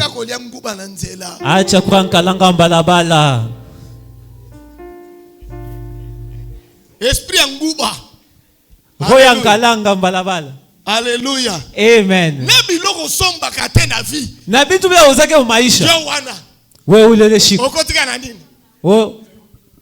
Alléluia. Amen. Vous savez, un jour j'étais en train de rentrer, j'étais à l'église. Nilikuwa hapa kanisa pa niko narudia. J'avais l'argent. Nilikuwa na fedha. Quand j'ai rentré, ma femme m'appelle me dit non. Wakati nataka achète-moi kuniambia le shawarma. uniuzie kwa shawarma. Alléluia. J'ai dit sasa ai gloire à Dieu. Utukufu sifa kwa Mungu. L'argent je peux acheter. Fedha mimi nazikuza. Nengina kuta na jambo bwana. Napenda kuya mjambo. Ba pete na transport lobby. Asa ba batoto transport kesho. Jambo. Jambo hapana. Mimi natoka. Alléluia. Amen. Pourquoi? Johnny. Parce que si j'achète les shawarma. Kama mimi nauza shawarma. Demain la matin. Kesho busubuhi. Je vais payer le transport des enfants. Taripa transport à batoto J. Donc quand tu as l'argent maintenant. Kama on a fait ça pas? Réfléchis. Le fou shambela akir. Réfléchis. Le fou shakir. Comment je vais les dépenser? Namna gani mimi tumikisha. Quelqu'un me dit amen. Amen. Comme misambongo n'importe comment. Ushitoshe fedha namna yote yote. Ata babengi oza banquier. Ata banakuita sasa wenjo mchungaka fedha. Amen. Sema amen. Pourvu de garantir mon avenir. Jo mambo nyaktarishe kesho yangu. Na ibisa kimi eza malamu tena age na yo. Okay na kudefa. Uko nenda kuingia ndeni. Haina mzuri. Donc puis ulatipe lamba nyongo. Na unavala nguo ya ndeni. Ndongo vandia. Vilo shwekala. Dona rouge lo faseke ya nyongo. Hein? Ça pas ton type ya nyongo. Na kilato eske meni yako? Uzokata sonite. Be aushikata haya. Alléluia. Donc tu marches aussi. Na wakati unatembea. Il est là ya nyongo. Na bougie na fier unawekea hapo. Bon ça la fier ya nyongo. Uko nafaa po na fier tena yule. Va prier ce matin. Maombi yangu asubuhi ya leo. Que tu apprennes à gérer les choses de Dieu. Ufunde kuchunga vitu ya Mungu mzuri. Dis à ton voisin. Ambia mtu pembeni yako. Gère bien l'argent de Dieu. Tumikisha makuta ya Mungu mzuri. Alléluia. Amen. Gère quoi? Dieu va te bénir. Na Mungu atakubariki. Quand tu sortiras aujourd'hui. Wakati utatoka leo. À moins que Dieu ne m'a pas envoyé. Ingawa Mungu ashunitume. Mais cette semaine ici, à partir d'aujourd'hui. Kwanza leo hapo. L'argent va venir dans tes poches. Fedha itakuwa mikono yako. Yo boy no kondima. Wana katala kuichika. Moi j'ai déjà parlé. Mimi nishakusema. Alors que je viens de parler. Hapa mtokeo sema. L'ange de l'Éternel. Malaika wa Mungu est sorti. Anatoka. Pour entrer dans vos poches. Jua kuingia mifuko yenu. Et il va mettre de l'argent. Ateka mufeza. Il mettra de l'argent. Ateka mufeza. C'est moi ici. Hii mwezi. C'est le mois de quoi? Ni ya nini? On a dit fortune de quoi? Financière. On a dit fortune quoi? Financière. On a dit fortune ya prière. Asa wanasema mambo ya maombi hapo. On a dit fortune ya ono ya mashine hawa. Au ya mafungo. Esa fortune nini? Ya fedha. Ni mambo ya fedha. Ambia mtu pembeni yako mambo ya fedha. Umtenkesho mwambie sasa ni mambo ya fedha. Umwambie ni mambo ya fedha. Alléluia. Amen. J'aime beaucoup quand je suis en ville. Napenda wakati ni mtown. Surtout je suis avec dans les véhicules. Kama ni mugari. J'aime dire au taximan. Napenda mbaya taxi. Tu vois tous ces gens ici. Unaona baba tu bote. Ils cherchent une seule chose. Bien tafuta pa kitu moja. Mbongo. Fedha. Hapo unaona bantu kutembea kupanda kushuka. Finalité lango. Mwisho ni nini? Fedha. Alléluia. Amen. Dieu va te bénir au nom de Mungu atakubariki mjina la Yesu. Et quatrièmement, namna 4. chercher des conseils pour des efforts continus. Tafuta bantu ya kukushauria jua upate kuendelea. Cherchez des conseils. Tafuta bantu ya kukushauria mzuri. Cherchez des conseils. Tafuta mashauri mzuri. Proverbe 3 verset 5 à 6. Proverbe 3 mstari ya 5 kwenda pa 6. Cherche des conseils. Tafuta mashauri.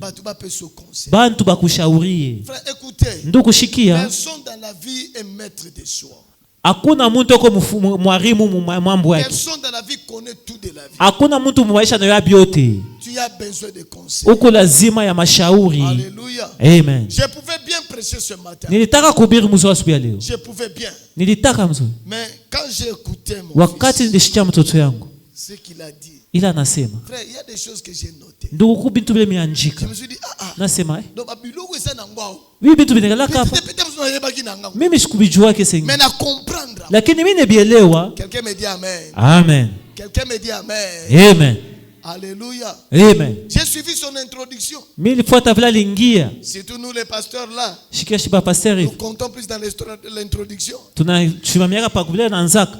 Alléluia. Amen. Je sais moi-même le cotation que je vais lui donner. Mimi na ya mapwele nitampatia. J'ai suivi son introduction. Mimi nilifuata namna lingia. Que Dieu soit béni. Amen. Quand il a expliqué. Wakati alitafsiri. Il y a des choses qu'il a expliquées. Kubito alisema. Frère, ce sont des conseils qu'on reçoit. Ni mashauri tunapata. Alléluia. Personne, mutu moko taza na connaissance koleka batu. Hakuna muntu ko na akiri kushindia bengine. Tu as besoin toujours de quelqu'un. Uko lazima paka na muntu. Tu as toujours besoin de quelqu'un. Uko lazima na muntu.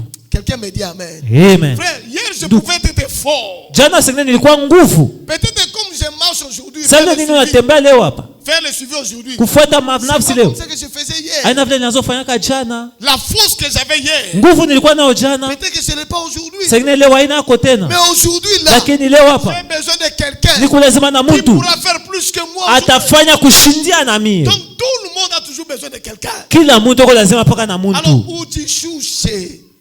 Imilitwa. Va chercher le conseil. Tafuta shauri. Na likambo basala kandenge nini. Muimambo banafanyaka aje. Donc ndenge boele loboe. Hivi mnakuja hapa? Ezanta mazope so conseil. Ni Mungu yeye anakupatia shauri. Na makama mbongo tala ndenge basalaka. Mumambo ya fedha anga vile banafanyaka. Est-ce que quelqu'un m'a compris? Amen. Oh pasteur na koyoka nana yoka nani? Oh pasteur mitashikana. Attention. Kebange. Attention. Kebange. Alléluia. Amen. J'aime une chose. Napendaka kitu moyo. Toute personne qui prêche. Watu wote mnahubiraka. J'aime toujours attirer quelque chose de Dieu. Napendaka kukota kitu kimoyo. Un conseil pour l'avancement de l'œuvre. Shauri juu ya maendeleo ya ufalme wa Mungu. Il y a des choses que je pratique aujourd'hui. Kukubituneka mtendo leo. Ce n'est pas par de moi-même. Haikutokea kwa mimi mwenyewe. Mais j'ai appris ça des autres. Nilifunda kwa bengine. Et je le pratique aujourd'hui. Na niko naitumikisha leo. Mais le premier facteur c'est que tu es orgueilleux. Mambo na wewe uko kiburi. Tu es orgueilleux. Uko na kiburi. Tu n'aimes pas écouter les conseils. Haupendeke kushikia mashauri. Yo yebinyos. Wewe ushakujua vyote. Alléluia. Amen. Quelqu'un me dit amen. Amen. Et cinquièmement, réjouissez-vous toujours mukwe na furaha d'accéder à vos retours ou à vos récompenses. Jua kupokea bile moliotesha. Réjouissez-vous toujours. Mukwe na furaha. Réjouissez-vous. Mukwe na furaha. Pour accéder Jua upate kumaripo yenu. Réjouissez-vous. Mukwe na furaha. Deutéronome 28 verset 47 à 48. Deutéronome 28 47 kwenda 48. Deutéronome 28. Mettez-moi ce passage. Munyekeko. Il dit pour n'avoir pas au milieu de l'abondance de toutes choses servi l'Éternel, ton Dieu avec joie et de bon cœur. Qu'est-ce qui arrive? Tu serviras au milieu de la faim. Lisez ça bien, lisez 1, 2, 3. Tu serviras au milieu de la faim, de la soif, de la nudité et de la disette de toutes choses. Tes ennemis que l'Éternel enverra contre toi. Il mettra un jour de fer sur ton cou, jusqu'à ce qu'il t'ait détruit. Si aujourd'hui Dieu te donne 1000 francs, kama leo Mungu anakupatia 1000 francs, tu ne sais pas les bénir. Auye kumubariki. Demain, kesho tu vas servir dans la faim. Utatumika Mungu na njala. Dieu va te les priver. Mungu atakupusha, atakuweka mbili. Tu n'étais pas content. Jua nini au kukuwe na furaha. Alléluia. Amen. Quelqu'un me dit amen. Amen. Un jour j'étais avec un frère. J'ai pris 10 000 francs. Nabeba 10 000 francs. Je lui donne. Nampatia. Amen. Amen. Nakabeli. Namkaburia. Ya senginga tingana. Ashkunilomba tamina mpatia tunasabeba. Futa transport. Vripa transport. Pasteur. Asapasa. Mukeboy. Kiloko hivi. Na niveau na yo. Muatua yako. Nazabi Nasa na peso kudo kukabela. Na kukaburia njo. Amen. Ozo ima pe. Uko na semeseme hapo tu. J'ai dit OK. Na sasa? Na c'était bon, lelo na zangu mingi te. Leo mishiko tuna ya mingi.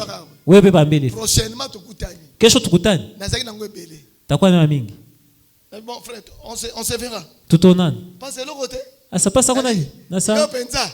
Wewe tu. Il faut benga birin. Wewe faut balete ni marteau ile ya mujito ile. Po nabi misala peso. Jwani tosha nikupachi. Oh pona ni pastor benazete. Basa jwani. La fois passée na kabela. Wakati nilipitaka nikukaburiaka. Frère, eza ba place où kenda kutala pe batu. Ndugu kwa washenda kubiri batu. Tanzo za espoir à transport. Wewe kuna tumainia sa transport tapata. Unafika hivi hakuna. Mapeso pete. Na shikupachi? Fua kaka. Yewe basa pastor wende na imani. Alléluia. Amen. Bi anzame merci. Shukuru Mungu. Na sina na kutala mtu moko boy. Un papa. Nenda kuangalia papa mo. Il est un directeur. Ni directeur. Bon tu n'as pas singa combien de transport? Moi ndio nipatia ngapi ya transport? 2000 francs. 2000 francs. 2000 francs bena boyko. 2000 ya 1000 francs 1000 francs. Pasteur. Futaka transport. Merci beaucoup. Anzama. Mungu akubariki asante. Na simbe na prier pour nasi. Na mbamba na mombe. Baki so ezangi. Ongeza tena. Na keinanga. Mimi nenda lwangu. 3 jours après. Mashiku tatu na Il m'a appelé dans son. Ananita mu office yake. Abia pasteur. Asapasa. Est-ce que je peux vous voir? Mimi naweza kukumiona. Toye, na yebo. Mimi nakuya. On sait quoi ça fait qu'un pasteur là. Tunakutana na mchungaji mmoja. Il me donne une enveloppe. Ananipatia envelope. Il me donne à pasteur. Asapasa. On fait ta transport. Uripa transport. Ngala bula ngeza combien? Mimi mkichongo ni ngapi? La fois apesa nga combien? Ananipatia mbe ngapi mara kwanza? Combien? Donc tu as pesa enveloppe ko ça la combien? Na mimi mu enveloppe. Donc envelope. ça baki c'est ko ça va combien? Imaginez ko ça va combien? La fois passée peso 2000 francs. Mara kwanza alinipatia 2000. Sikoyo? Sasa amenga peso anakuita anakupatia tena envelope. Oh ripa ko transport tout. Anatosha mtiroir anampatia. Imaginez ko ça combien? Imaginez nesi kwa ngapi? Na lingo imaginer te. Combien? 10 000. Bosko yoka na peso monter zalaki. Sasa na mwangreka shikwena $300. $300. Nazobi mnafunguli. Mimi nafungule vina. Kuka karabra basopra. Nasema muluga. Dazupri katala ya ndolobo. Alléluia. Amen. Siko tangu na komela nzela abenginga. Nafika mbalabala nenita. Est-ce que tu as vérifié dans le verset? Asa pasa unangara feza ngapi? Frère, na moni $300. Asa mimi naona 300. Abi nzamba pamgolo pasteur. Asa Mungu akubariki mchungaji. Mais nazo comprendre te. Ngolo bani. Unapendwa sana nini? Pasteur, le jour que je t'ai donné 2000 francs. Siku nilikupachaka 2000 francs. Na ndakota l'attitude nayo. Ndianza kuangaraka njo ali yako. C'est ce que Dieu fait avec nous. Njo le Mungu anafanyaka na shie. Alléluia. Quand Dieu nous bénit. Wakati Mungu anatubariki. Ce qui te donne là. Ila nakupachie. Dis merci à Dieu. Umshukuru Mungu. Pambola enda. Umubariki. Pambola. Umubariki. J'ai toujours dit merci à Dieu. Asante kwa Mungu. Pour un bien-aimé. Kwa mpendo wa Mungu. Je suis allé prêcher dans nos il y avait des deuils ici. Kwa kirio moya hapa. Alléluia. Amen. J'ai prêché dans les deuils tous. Mimi nahubiri mkirio. Je n'ai pas demandé même un franc. Shikulomba kata un franc. Au point que une dame est venue me voir. Mwatu wa mama mwana kwa nyona. Bino bosenga ba offrande te. Asa mwa mlombake sadaka. Popso ba catholique. Shitu ba catholique? Na bisete. Asa hapana. Sozo offrande te. Mishi atutebeba sadaka. Je suis parti. Minenda. Alléluia. Amen. La personne qui était incapable, un jour je suis allé voir quelqu'un. Minenda kona shukuma mtu moya shukwe na nguvu yote. Il m'a donné 5000 francs de transport. Anipatia 5000 francs de transport. M'a dit pasteur. Asa pasta. Je n'ai pas d'argent. Shana feza na sanduku hapana. Alléluia. Amen. J'ai dit non frère. Faut pas t'en faire. Ushikwe na matatizo. On ne vient pas pour l'argent. Atukuyake jua feza. Notre souci c'est que vous allez bien. Mambo yetu ni ukwetu mzuri. Kama uko Kristo leo.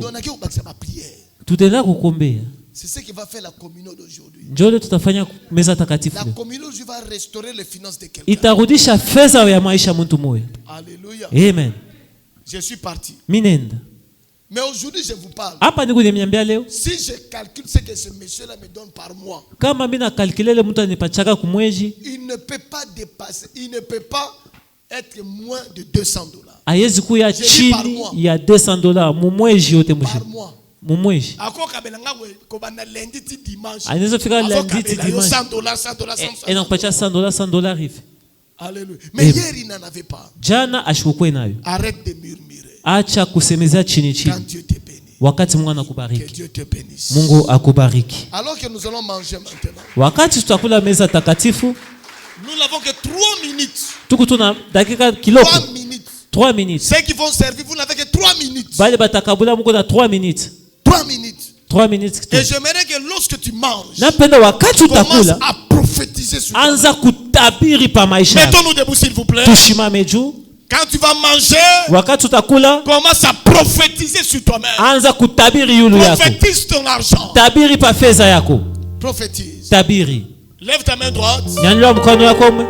Père, Baba, je déclare cette table bénie. C'est la table de la refondation, Père. C'est la table de la reconstitution. Je prie ce matin. Tous ceux qui vont participer, qu'il y ait une puissance de la restauration. Que la fortune financière devienne leur partage. Au nom de Jésus-Christ. C'est le corps et le sang de Jésus. Et nous les mangeons avec foi.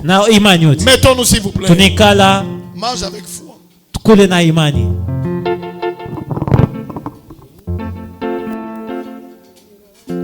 Rapidement s'il vous plaît. Il est le Dieu de miracles. Il est le Dieu de miracles. Oh, il est le Dieu de prodiges. Il est le Dieu de miracles. Oh, il est le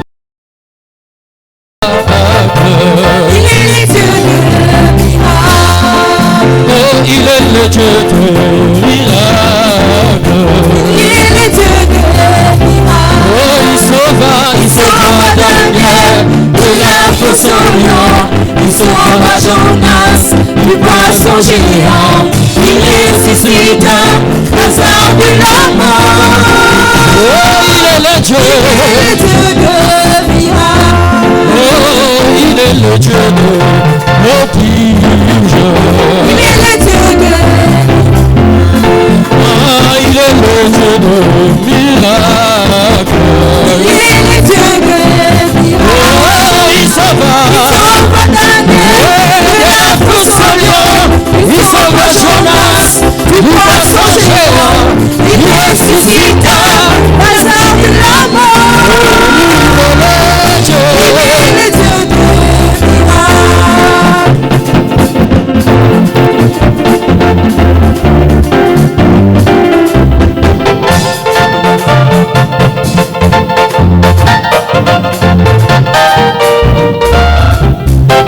oh, il sauva de la fosse au lion. Il sauva Jonas du poisson géant. Il ressuscita. Commence à prophétiser. Commence à parler sur tes finances. Il est le Dieu. Commence à parler sur tes finances. Pendant qu'il y a la chanson, pendant que tu pries le Seigneur, proclame sur tes finances. Tabiri pa maisha fedha yako. Kwaya.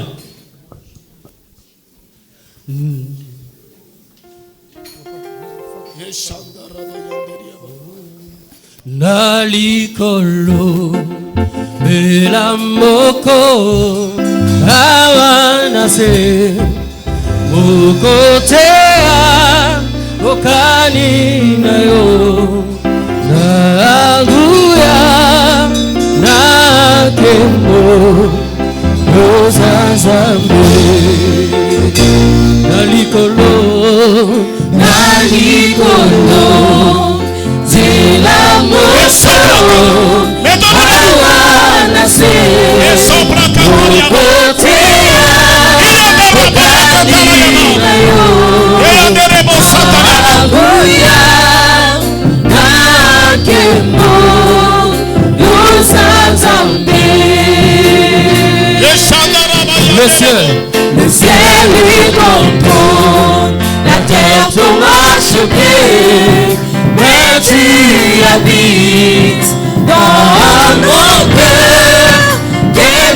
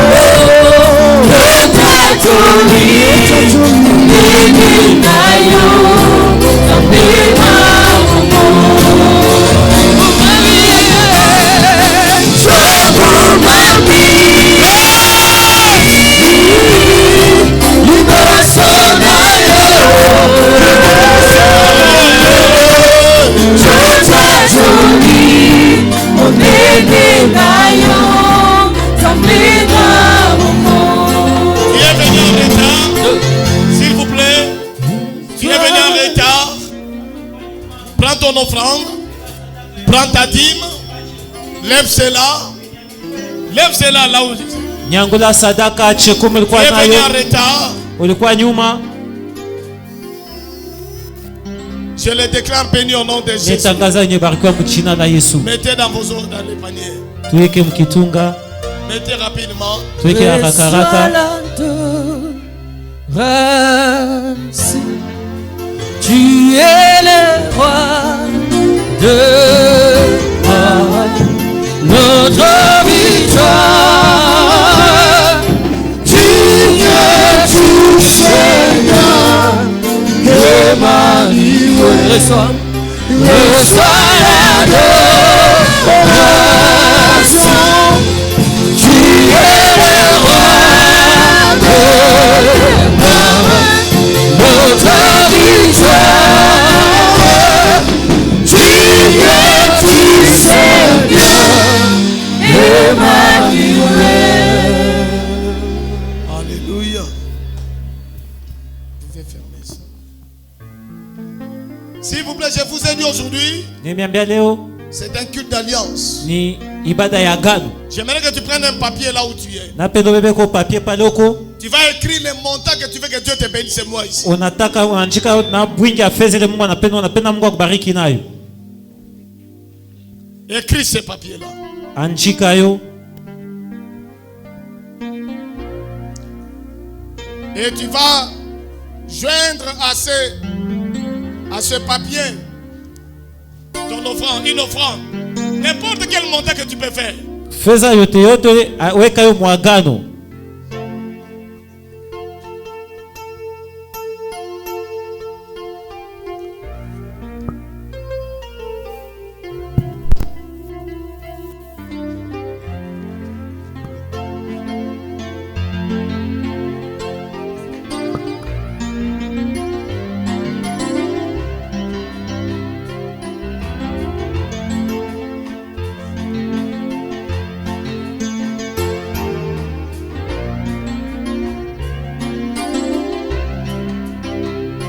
Écris s'il vous plaît.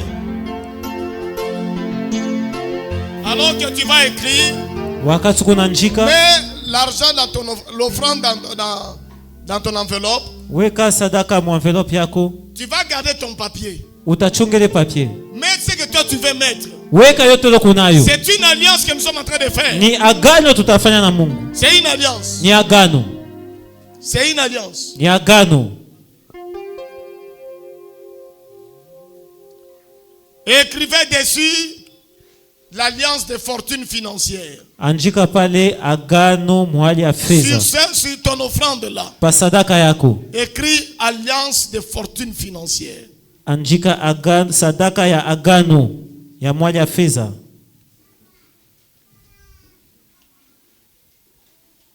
Lève cela. Nyanyuliwa Lève yo. d'abord ta requête. Pandisha mbele itaji yako. Ce montant que tu as écrit. Bwingi ya fedha ile unaleta.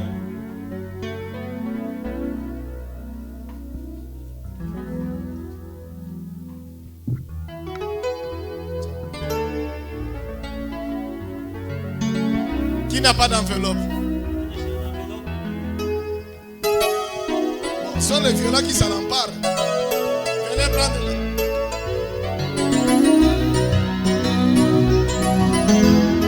Na pesa yo nini Zambe nanga na pesa yo nini Zambe nanga na pesa yo nini Zambe nanga na pesa yo nini O Zambe nanga yo zamalamu Zambe nanga na pesa yo nini Zambe nanga na pesa yo nini Zambe nanga na pesa yo nini Soki natali maso yo zalelinga ye Zambe nanga na pesa yo nini Zambe nanga na pesa yo nini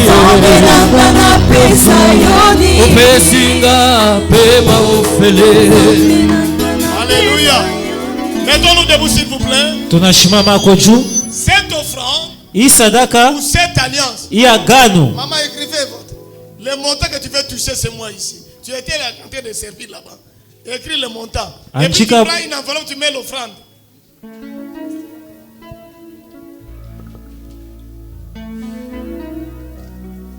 Lève d'abord. Tu lèves d'abord ta requête là. Pandisha hitaji yako. Le montant que tu as écrit. Wingi fedha unaandika. Lève cela.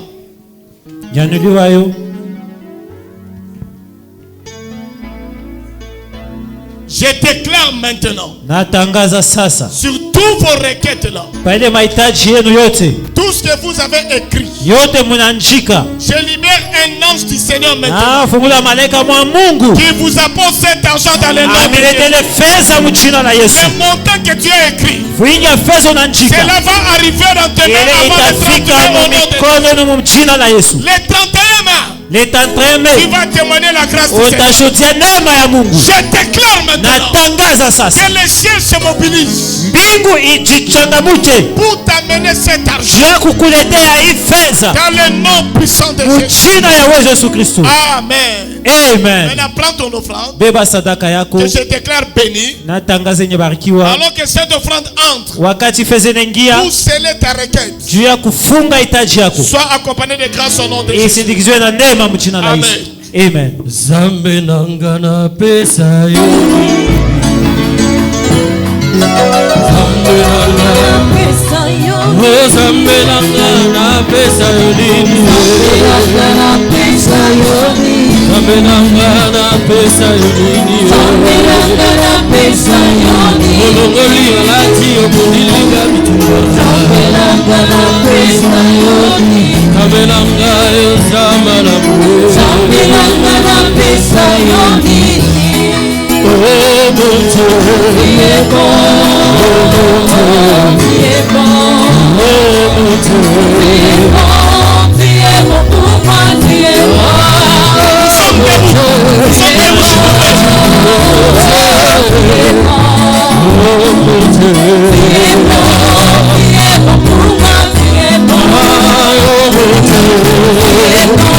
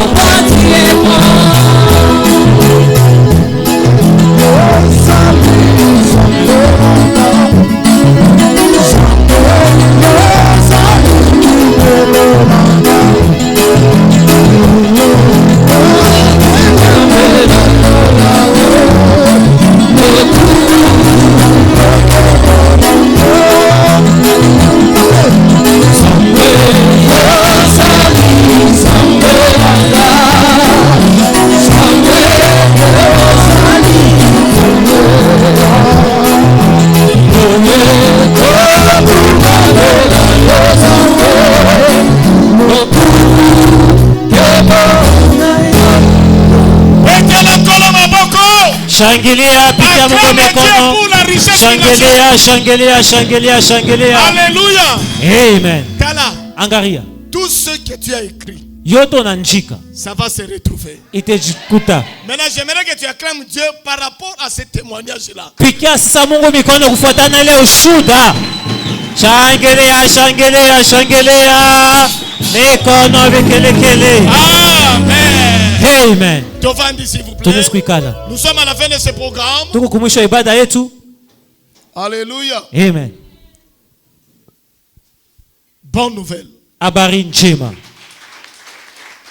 Le dimanche prochain, ça sera notre journée d'alliance de briser les malédictions générationnelles.